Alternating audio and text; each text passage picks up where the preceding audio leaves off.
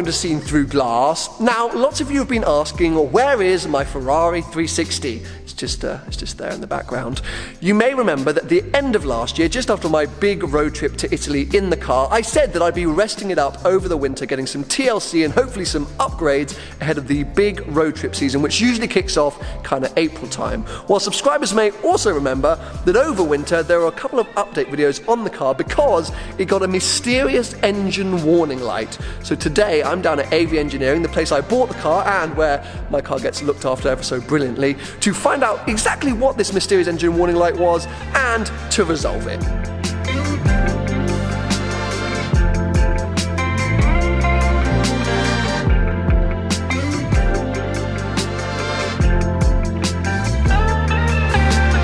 This right here is the genius that is Aldous down at AV Engineering. He is the master, the miracle worker who looks after my car and all the cars down here, and he's going to talk me through exactly what the issues are with my car. So you gave us a call just before Christmas to let us know that the engine warning light was on. We popped down, plugged our diagnostic computer in, and it was apparent that the engine was logging misfires when it was cold.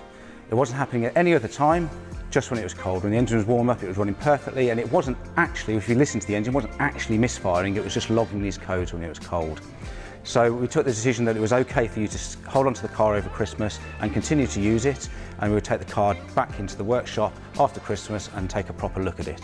Now, the misfires were seemingly random. They were happening on all of the cylinders on some of the time. So if you start it one morning, it would happen on a certain set of cylinders. The next morning, it would happen on a different set of cylinders. So we started looking at things that would affect the running of the engine overall when it was cold. Now, the first thing that we wanted to check was the fuel evaporation system. You've got the fuel tanks here and the same on the other side, and the fuel vapours are collected by the car and stored in a little canister under here. When the engine's cold, a valve opens and lets those fuel vapours flow into the engine to richen the mixture up to allow a faster warm-up. Now, if there's a leak or a crack in any of that system, then instead of letting fuel vapour in, it will let air in and it will change the mixture, it will lean it off, and then you can get a misfire. The way that we test that is we smoke test it. We pump cold smoke under pressure into the fuel tank and all the lines, and then we look for wisps of smoke coming out. And if we see smoke coming out, then there's a leak and then we have to address it. Fortunately, there was no leak, so then we moved on to the next step. What else could happen during a cold start that could affect the overall running of the engine? These two sensors here are called mass airflow meters. They're the #1 sensor used by the car during during cold running. It also includes a cold start to meter the fuel. Now, if these are dirty or worn out, they can cause the issue that we've been experiencing. So we check them by putting the signal on an oscilloscope. We also have a set of known good mass airflow meters that we keep in stock, and we fitted them to your car, and then we do the cold start, and unfortunately, it was still misfire. I would say that's fortunately for me. Yeah, they're not cheap. They're a couple of $100 each, and there's two of them. So fortunately for you, it wasn't that. Unfortunately for us, it was back to the drawing board. Now, there's one other thing that can happen when the engine's cold that could cause a misfire. Down at the bottom of the inlet manifold, there's a paper gasket. It's where the inlet manifold touches the engine. The gasket can split and it can let air in. And the reason it affects the car when it's cold is that when the engine warms up, the metal expands and it actually compresses that gap closed. So there's a few checks that we can do with that. One of them is to spray carburetor cleaner down there when it's cold and see if it sucks it into the engine and changes the running of the engine. The other one is to pump the inlet manifold full of smoke and to check for any air leaks. Now, you didn't have any air leaks there, so again, it was back to the drawing board again. The next thing we looked at were to actually look at the actual cylinders that were misfiring. Now, they were seemingly random, but when I started looking at them, you could actually see some patterns. If you compared what was misfiring against the firing order, you could see that there were adjacent cylinders in the firing order that were being affected next to each other. So it got me thinking, was there actually a misfire on one or two or maybe three of the cylinders, and it was affecting some of the other cylinders that were next to them in the firing order. So then I started looking at the ignition coils. We got a couple of ignition coils out of stock, put them on your car. We kind of guessed which ones it could be, put them on, waited till the next morning, started it up, and problem solved. Yay! To our relief as well. So everyone was happy at that point. So it's ignition coils is essentially what the issue was? Ignition coils. So we started looked at the date code on the ignition coils, and they're original to the car. Whoa, so 16 years old, and is that normal that they last that long?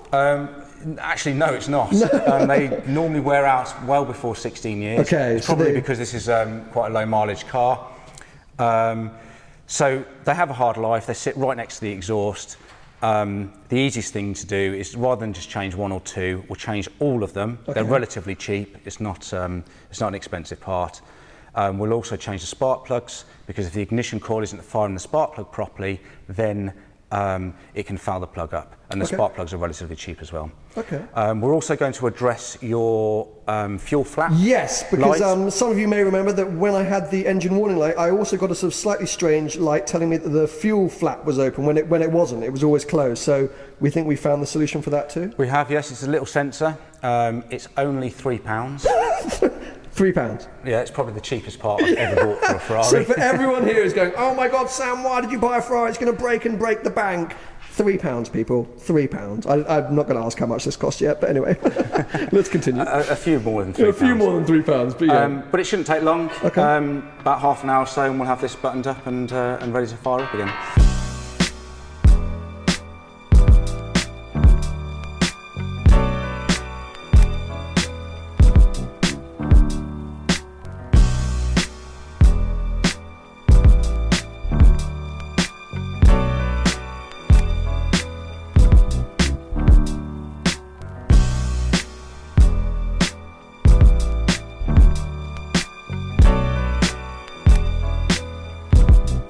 Right, now I'm fully aware that I can't really make a video on my 360 these days without talking about the infamous upgrades that I said I would do. Are they infamous? No, they're famous. I always get that wrong. Anyway, the famous upgrades which I've been talking about ever since I bought this car, the wheels and the exhaust and the steering wheel, but that's a separate matter. I've been banging on for ages that I will be doing these, and I will. Today is not that day. Today is repair small issues day. But very interestingly, down here at AV, they do have a huge selection of 360s, as always, but a huge selection of exhaust options when it comes to 360s. We've got a Tubi exhaust, we have a Capristo level 3 exhaust. I don't think I'm quite ready for that. I definitely definitely have not had enough coffee for that. There's a custom one of one exhaust, and most importantly, there is a 360, a standard 360 Modena with a Challenge Stradale exhaust, the system that I want. So I'm now going to try and explain to you why that's the system I want, why I don't want a Tubi, a custom, or a Capristo level 3. I definitely know I don't want that, because everyone will hate me. And of course I will show you what my car, or display what my car, show you? God, I'm really not with it today. You will see what my standard exhaust sounds like once the repairs are done on that too. So yeah, I think it's time to start the orchestra. Our conductor, Harvey, is in position. First up, we have got a 360 Spider with a Tubi exhaust. Let the music begin!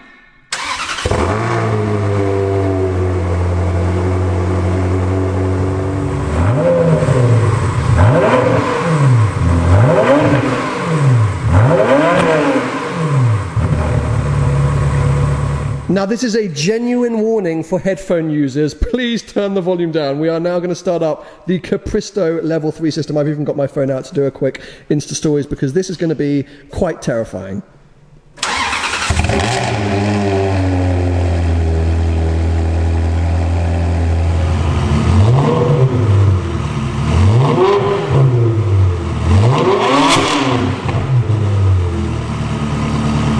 We now have a custom one-of-one bespoke system on a 360 Spider.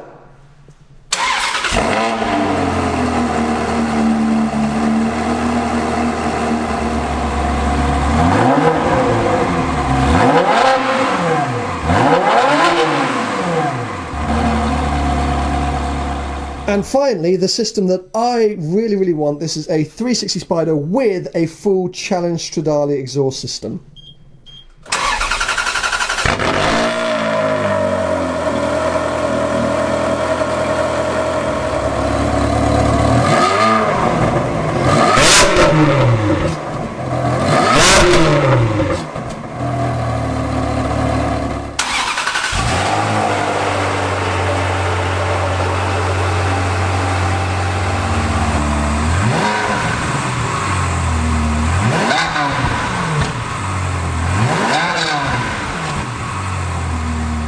Now the problem is, it is incredibly hard to get exhaust sounds across on camera. The microphones just never really capture it, and we're inside a big sort of echoey unit here. I'm at different angles. It's a lot of things to take into consideration, and I'm sure you all think that Capristo system sounds amazing. It does. It's absolutely mental, but it's also potentially illegal. For me, the Stradale exhaust is just, oh my God, the sound is incredible, and I think it just rates personally above all of them. So yeah, I would be tempted to have Capristo because I just think it's mad, but I think for me I have to stick with the determined view to find one of those Stradale exhausts.